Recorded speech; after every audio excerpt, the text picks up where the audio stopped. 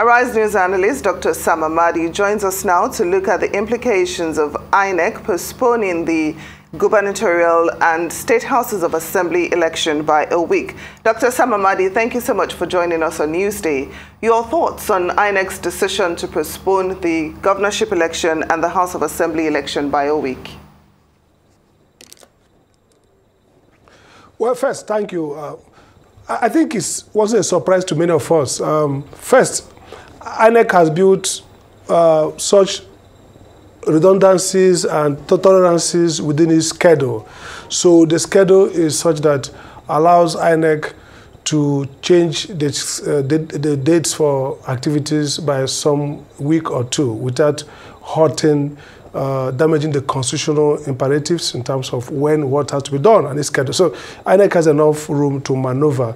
And in the last 3 elections, now third election, INEC has postpone its date for election. So I expected that to happen, especially considering the crisis and controversies arising from the last presidential national assembly elections, where INEC unusually got trapped in a lot of damage control. So one expects that attentions would have shifted from preparing for the next election, as INEC normally does, to fighting some fires and shaping up in expectation of what now comes out to be a largely criticized election, both by international local observers. So all those built up to the fact that INEC needs a lot more time. And of course, the decision by the Court of Appeal means that for the PVAS to be reset and ready for use,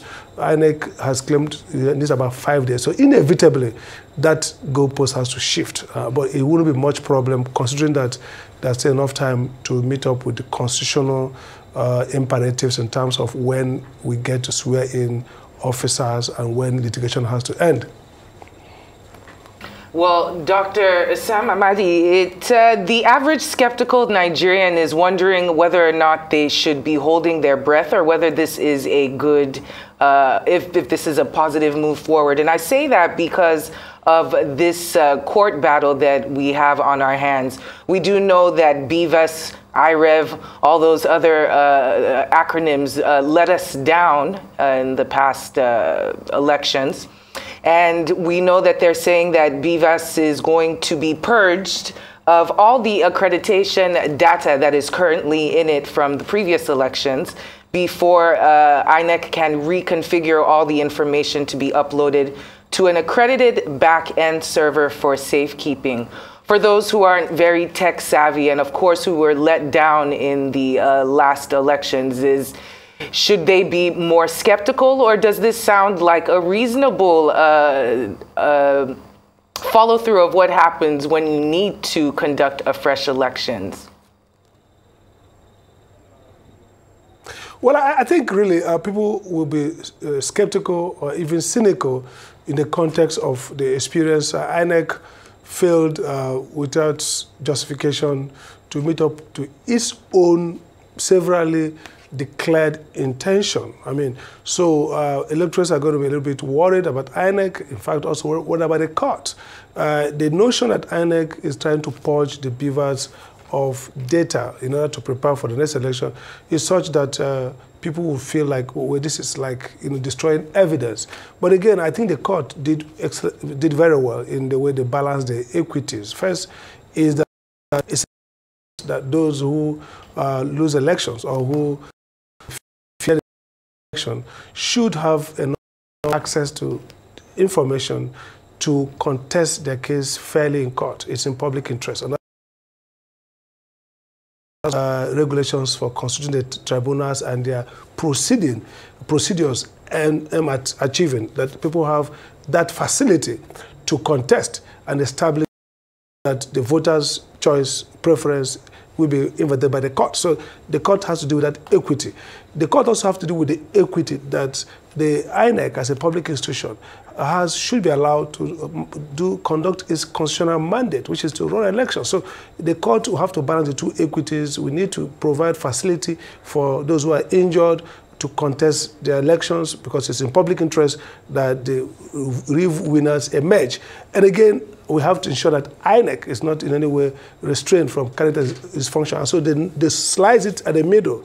INEC should be able to purge those beavers because INEC probably has demonstrated that there's no other way in which they can accommodate those extra data with that machine. And again, in doing that, INEC must guarantee that the data, which is what the litigants really need, are secured and in a verifiable form, not just back end, but also prepared to sign off on reports that they can be used for litigation. So in so doing, the court fairly enough, balance the equities, ensure that these litigants, these aggrieved contestants have facility to generate their case, look at their data, and come to court. At the same time, INEC conducts the function. So yes, for us who are sitting back, not lawyers, not involved in the game, and not IT experts, the whole thing looks fuzzy, and it kind of look, it's like Monday morning quarterbacking.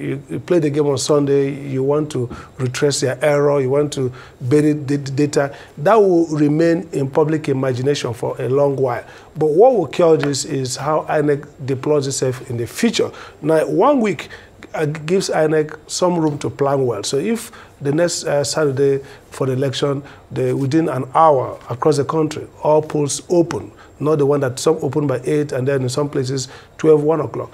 And if within the same period, the elections are transmitted seamlessly, real time, to the beavers, then I think INEC could start regaining the confidence of the electors. If you look at the Afro barometer, as at 2022, the public trust in INEC and the electoral process is less than 23%. So that means about 20-something, only 23% Nigerians agree that they have confidence in INEC, enough confidence, not even too much confidence, about 75%, about 70 or thereabout percent of Nigerians don't have confidence in the electoral management body. So the public trust measured by the Afro barometer indicators show that Nigerians don't have confidence in INEC. And what happened on Saturday, I'm sure if there's a new survey, probably it's around 10% of Nigerians who have somewhat good enough confidence in INEC. But they can start this repair process by what they do. First, transmission of elections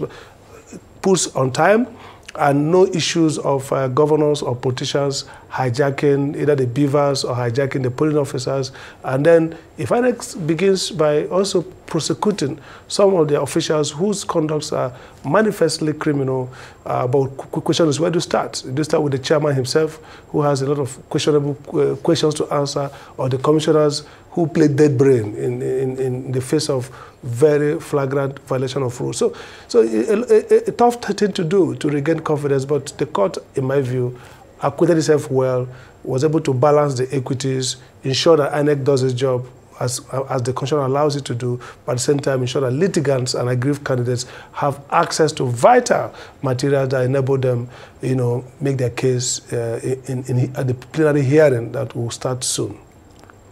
Now, Dr. Amadi, we've seen very intense campaigns from candidates in the past couple of days.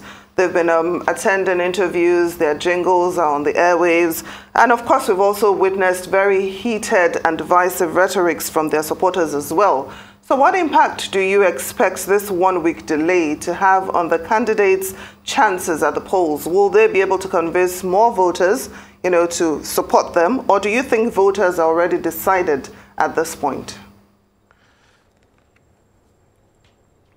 I think there must always be some persuadables. I mean, obviously, because voters had voted for the National Assembly, but the president, those who are partisan have aligned themselves. But there are going to be some reconfiguration.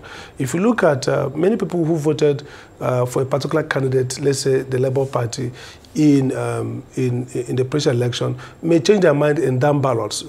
Down ballots are usually a different ballgame, whether in the US or Nigeria, because they respond to local concerns. So some people who voted Labour or APC for the presidency might switch their vote to other party for House of Assembly or for governorship, for the simple fact that they may have different concerns, especially the enlightened, younger, more educated and adaptive voters. But again, so we'll see that play out. We're going to see changes in the electoral map when the results come in. You'll see places that maybe a Labour Party won in the presidency, maybe they will be not competitive in the down ballot because of different set of arrangement, or places that APC did very well at the presidential National Assembly election, they may not be able to do well at the down ballot because the governor has failed woefully and the people are revolting against. So we're going to see those dynamics played.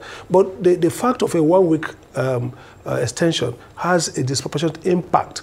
Sometimes the campaigns are starved of funds. They have laid out their logistics. They have jingles to terminate 12 midnight today. They have campaign rallies ended today. They are short of funds. So 1 week extension means that you just have to go and look for money, maybe to extend your jingles and your campaign activities, or you find some advantage. You've gotten over 7 days enough for your opponent to probably undermine you, to close out the difference in some particular demographics or some particular electoral districts. So this is going to be difficult for those who have planned, who have limited resources, and this is where you see candidates go borrowing in order to fill the gap. So it's going to unsettle many of the candidates. Those that are running on a small pause will find it difficult maybe finishing, and so they probably would fold their hands and hope that the impact they have made in the previous weeks will stand, and that new wave, those who have the resources to launch last-minute ads, last-minute campaign activities, that the impact will not create enough bounce to kind of cancel the advantage. So it's going to be a big burden on those candidates who are running on lean resources, and an advantage for those candidates who can mop up extra resources to intensify a 1 week, intense campaign to probably reduce their difficulties or try to, knock off the bounce of their competitors in areas they are weak. So we're going to see a full of activity. We're also going to see those who can't contend because they have no resources and they just basically hope that they ride the storm. Well, does it concern you that in the week that they have said that they needed this extension and they've given us their reasons, our INEC has given the reasons as to why it's necessary, not much was said about the IREV and BVAS instant uploading of results, that whole situation that had the confusion in the first round of elections. Not much has been said to address that. I'm assuming that they're also going to be using the week in order to maybe clear up some of those situations so that when the elections come upper week, there will not be any of those. Is this something that is a valid excuse for INEC to mess up next time? And I say that because a lot of people feel like you fool me once, shame on me. Shame on you, fool me twice, shame on me. Or how do you do the same thing over and over again and expect different results? INEC hasn't come out to say exactly what the mechanisms were that went wrong in order just to explain and sensitize it to Nigerians so that they have more confidence going into the next electoral exercise. Do you think this will impact the turnout, or do you think the turnout will be even more? Well, first, the INEC's failure the last time was deliberate. I mean, so it's difficult for INEC to explain anything away. I mean, if you listen to INEC, stories around, incoherent stories around where we're not bound by law, they are, but they say, oh, that is transfer, transmit, all kinds of, just wasting of time. Again, INEC talks about, so there's no real reason of logistics, project management failure that INEC points to. Why at the polling unit, at the 76,000 800 and something, 606 polling units across the country, INEC could not transmit the result real time. In many places, they transmitted the local government, the Senate and House of Reps, but did not transmit the president. So it was deliberate, INEC deliberate action to stall that transmission. And so INEC can't offer any explanation. So if it was logistic failure, INEC could not tell you, no, in the next 2 weeks, we are sure we have fixed debugged our system, we have fixed the hitches, we will be running real time. So INEC plays dead brain, tight-lipped over the matter because he can't explain it. So now this is the fix. If INEC goes ahead on Saturday to do what they can always do, what they had the capacity to do from day one, which is transmit those results real-time electronically to the IRF. If INEC does it, the question is, why didn't they do it? If INEC fails to do it, then they compound the irregularity and the crisis of the results, manipulations here and there. So the question is, will INEC act roguish, or will it be a more responsible organization and say, well, we erred the first time, but this time around, we will not err again? In which case, people will not say, well, that means INEC could have done this, because they have done it, and it's seamless. Or people will not say, well, thankfully, they didn't screw up the second time. So I think that's the fix they're in. Now, if you're waiting for explanation, that INEC was capable on 25th of February to have transmitted elections from polling unit. INEC deliberately refused to do that, not because technology failed. If anything failed, INEC could have explained and show you graphically why they couldn't. And by now, the question will not be, oh, we've got 2 weeks to go through this system, do a stress test again and be ready to do that. But this is deliberate. So what we expect is that the turnout, this will impact on voter apathy. Already, we have a very low level of public trust in elections, and that tells you why 87 million collected their voting card, about 24 million or thereabout voted from INEC's data from what we are seeing for the results. So that gap is, people are not convinced. And now with Beavers not delivering the result because of deliberate sidetracking, people will be less concerned. So we're going to see lower numbers coming to vote. We might also see some increase in some areas where maybe Rivers, Lagos, depending on what place that people feel aggrieved that they stopped us. We're going to double our effort. We're going to take a revenge on those who stop us. So you might see maybe bigger numbers, especially with a lot at stake in those key battleground states for governorship. But on the whole, I believe that we're going to see less numbers because people are really disappointed. We saw the low number when Beavers was still saintly protected, an aura of invisibility. Now that we know that Beavers is so vulnerable that if they decide not to use it, it can't use itself, then people might reconsider coming to vote. But again, it divided from state to state. In big battleground states, we might see the revenge of the aggrieved people who will come a second time around. Or we might see in some states people voting less concerned about the outcome because of how INEC's poor performance has further depleted trust in election in Nigeria, from less than 30% to something percent that Afrobarometer checked in 2022. One could say that by now it could be up to 15%, 10% of confidence in INEC as an umpire. Well, I'd like us to talk about the issue of security. Have you seen any sign or have you heard anything that suggests that security is being strengthened going into the March 18th election to prevent the kind of electoral violence, voter suppression and harassment that we witnessed in the presidential election, especially with the police now saying that dogs are not allowed at the polling units? What message is this sending across to voters? Well, first, interestingly, I just finished from Zoom training of police officers who are going to deploy for election, and I spoke around the ethics and the procedure for effective policing of elections. The things that came up from the feedback is that, look, the police themselves are worried about deliberate electoral officers doing the wrong thing. The feedback is, what will we do? We're not armed. First, the police, by regulation, police are not supposed to be armed within the inner recess of the voting area. So most of the police are going to say the polling units are totally unarmed. So the first question is, should we, considering the dynamics and the political economy of election as almost a criminal enterprise, the criminalization of election, Is it a wise policy to disarm police officers who are supposed to protect, voting units? Abroad, in developed democracies, elections are civic engagement, so there will be no sense in which there will be any recourse to that kind of violence. But in Nigeria, we have to rethink that. So these police officers oftentimes are themselves victims. One of them asks a question, so what do I do when I see people armed coming probably with a governor or a legislator coming to smash and carry the ballot box, and I'm there unarmed? What should I do? Now, this tells a story.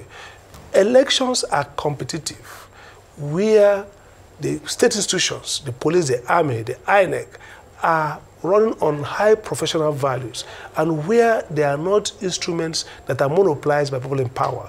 The mockery of democracy and of elections is when you run them on the basis that a state capturing instruments of coercion, a state in control of economic resources, meaning the political leaders, they can't give you free and fair elections. So the same police officers, the same military officers who ought to protect the integrity of the electoral process, who will be used by politicians to invade and to derail or to distort and manipulate voting. And the police officer who is sent there to do the protection work will do nothing. His superiors are there, coming there to orchestrate or even support actions that go against the electoral law. And this helpless police officer with no arms will simply be there and play dead bread. So this goes beyond, some of the mundanity. It's about the character of security institutions in Nigeria. They are being personalized and used to advance political control. So in a dispute, in an electoral context, the police should be absolutely neutral. But what we see is that the police has never been neutral, whether in the days of Adewusi, when the police was the MPN used police, or even the 1960s, the First Republic, where police was used to muzzle opposition and to get people to win election.